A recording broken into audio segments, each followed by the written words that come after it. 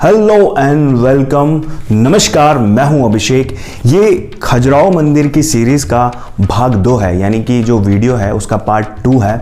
अगर आपने पहला भाग नहीं देखा है, इसका पहला वीडियो नहीं देखा है, तो जाइए, डिस्क्रिप्शन में आपको उसका लिंक मिल जाएगा और कंटेंट सजेशन में भी आपको उसका लिंक मिल जाएगा। तो जाइए और वो वीडियो देखिए। आज इस वीडियो में हम बात करेंगे मंदिर के बाहरी आवरण के बारे में। बाहरी जो संरचना है, जो स्ट्रक्चर है, वो किस तरह बनाया गया, उसका क्या उद्देश्य है, उसके बारे में हम चर्चा करेंगे।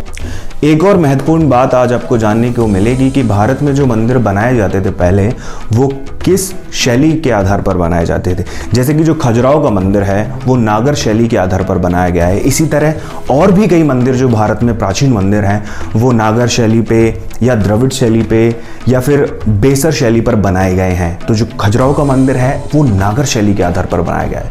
अब नागर शैली क्या होती थी? नागर शैली में जो मंदिर का बेस होता था वो बहुत मजबूत और बड़ा बनाया जाता था, और धीरे धीरे जैसे मंदिर ऊपर की तरफ बनाया जाता था वो और सकरा और छोटा होता जाता था। जैसे कि उन मंदिरों का अगर आधार देखेंगे आप, तो हमारे जो घरों की आजकल औसतन ऊंचाई होती है, जो प्रथम तल पे होते हैं या ग्राउंड फ्लोर जो होते हैं, उससे भी अधिक उसकी ऊंचाई है। लगभग 117 फीट के आसपास जो है कंदारिया महादेव जो नागर शैली पे बना हुआ है, उसकी ऊंचाई है।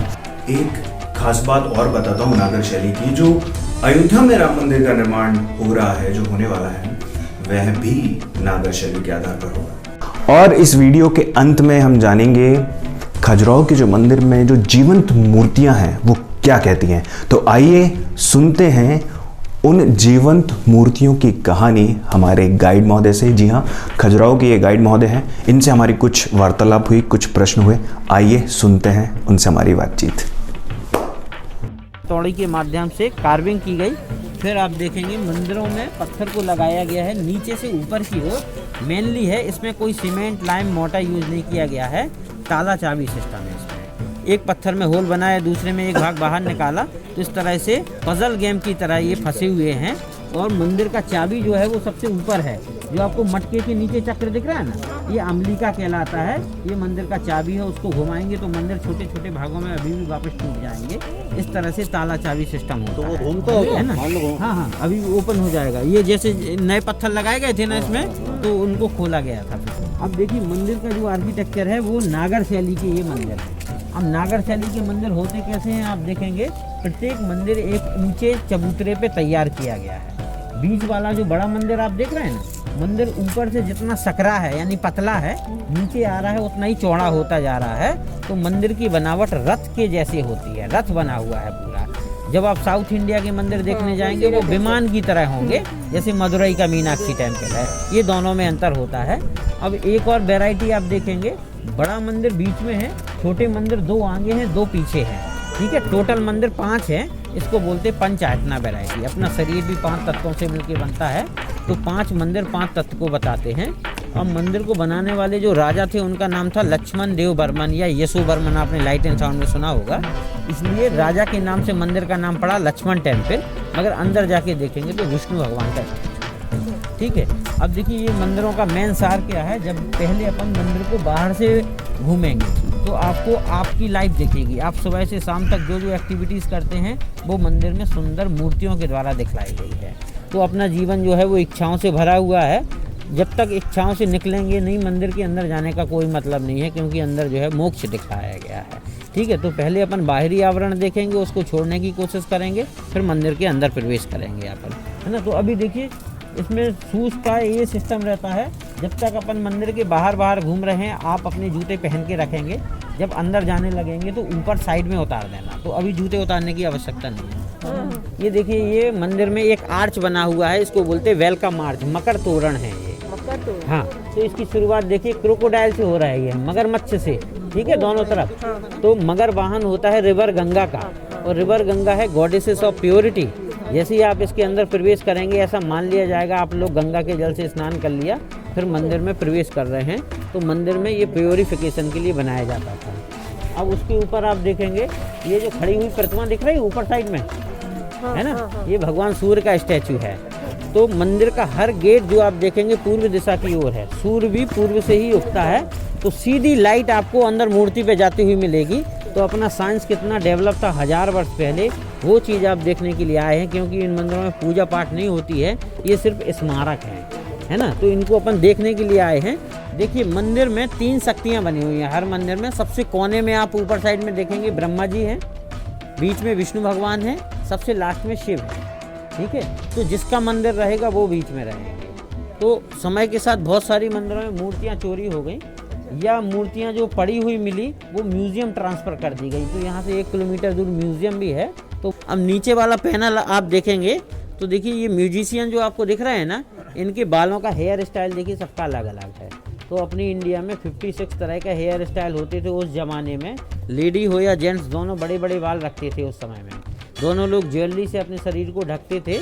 उस समय जो अपने पास कपड़े होते थे उसमें सिलाई नहीं होती थी, सिलाई मुग़ल लेके आए हैं, है ना। तो गांठ लगा के कपड़ों को पहना जाता था। तो हमारा कल्चर कैसा था 1000 वर्ष पहले, वो चीज़ आप जो है यहाँ मंदिरों में देखेंगे, मूर्तियों के रूप में जो है वो दिख रहा है। देखिए पहला स्टैचू गणपति जी का है, ठीक है। नीचे जो एलिफेंट आप देख रहे हैं ना, हर एलिफेंट में अंतर आपको समझ में आएगा। किसी की सूंड बड़ी है, सूंड छोटी है, आंखों में अंतर है, चेहरे में अंतर है, ठीक है। तो आर्टिस्ट ने जितने भी एलिफेंट को बनाया है उसमें अंतर दिखलाया हुआ है। अब देखिए एक पनिशमेंट का सिस्टम आप देखेंगे। जो लोग बुरे काम करते थे उनको हाथी के पैर के नीचे दबा दिया जाता था। तो उस समय पनिशमेंट बहुत बड़ा होता था, है ना। उसके नीचे आप देखेंगे जब अपन नया घर बनाते हैं, अपने घर को किसी की नज़र न लग जाए तो राक्षस का चेहरा घर के बाहर टांग लेते हैं। तो मंदिर भी बहुत सुंदर है, उसको भी किसी की नज़र न लगे तो ये कीर्ति मुख इसको बोला गया है।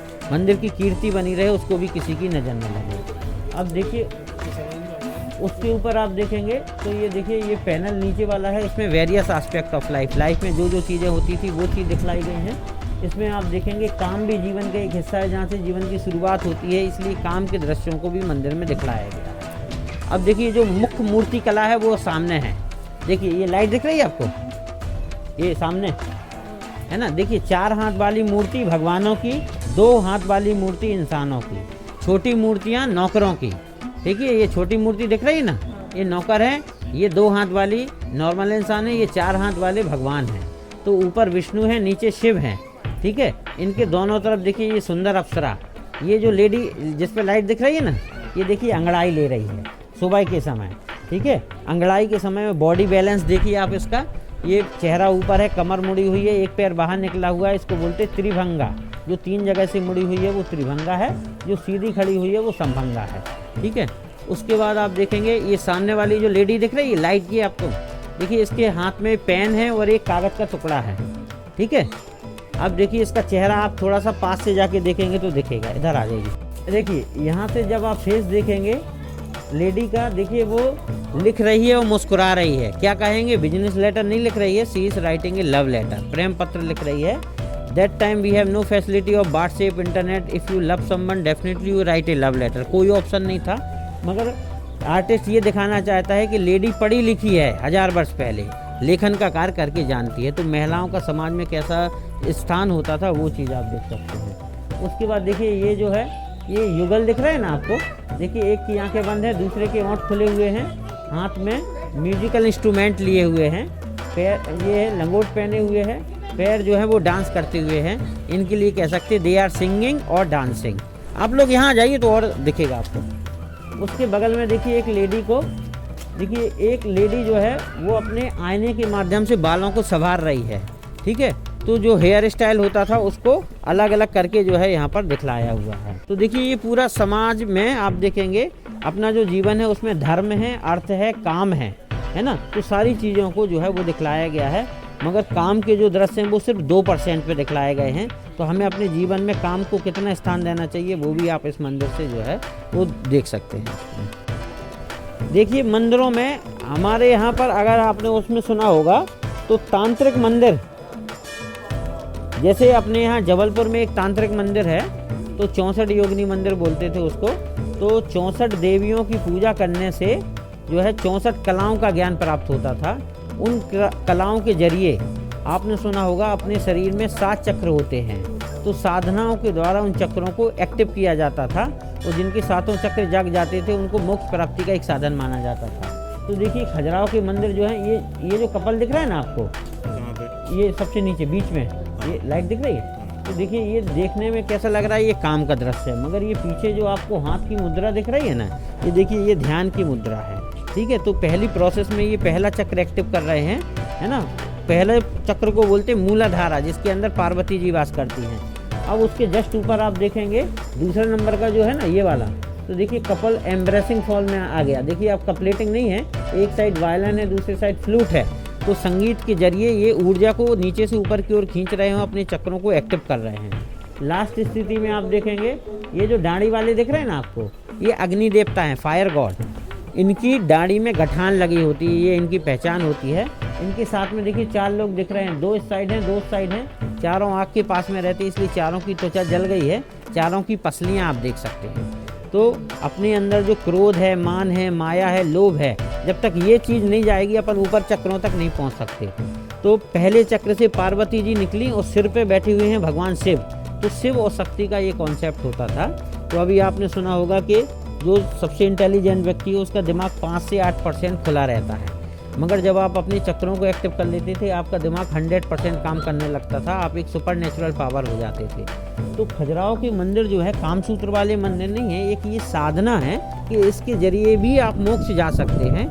तो संभोग से समाधि का रास्ता जो है वो मंत्रों में दिखाया गया, मगर बाद में लोगों ने कामसूत्र के रूप में ज़्यादा इसको जो है एडवर्टाइजमेंट किया, तो वो ज़्यादा जो है वो है, बाकी ये साधना का केंद्र हुआ करते थे। इस वीडियो को देखने के लिए बहुत बहुत धन्यवाद। बहुत जल्द इस वीडियो का अगला भाग यानी कि भाग 3 में आपके सामने लेके आ रहा हूँ, जिसमें हम और भी अधिक मूर्तियों का विश्लेषण करेंगे। वहाँ जो सुंदर सुंदर मूर्तियाँ हैं, जो जीवंत मूर्तियाँ हैं, उनका विश्लेषण करेंगे। जैसे कि आपने देखा कि लक्ष्मण मंदिर में कुछ मूर्तियाँ हैं, उसके बाद कंदारिया महादेव बनाया गया, तो जो उसकी शिल्पकारी है वो और भी उत्कृष्ट है। इसी तरह और भी कई तथ्य हैं, और भी कई जानकारी हैं जो अगले वीडियो में आपको मिलेंगी। इस चैनल को सब्सक्राइब कर लीजिएगा और बाकी आपको तो पता ही क्या करना होता है। बहुत बहुत धन्यवाद।